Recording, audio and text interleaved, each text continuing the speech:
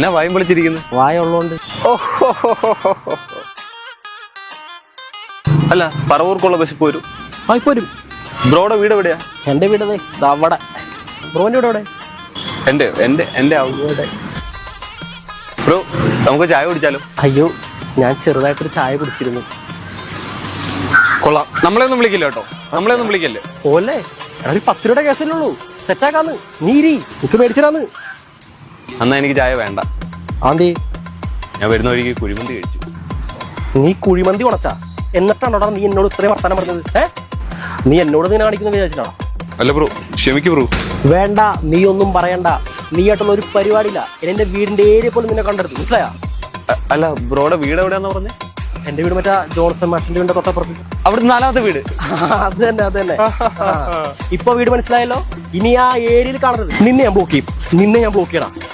അല്ല, ഒരു നമ്പർ എന്ന് പറഞ്ഞ 9744223344.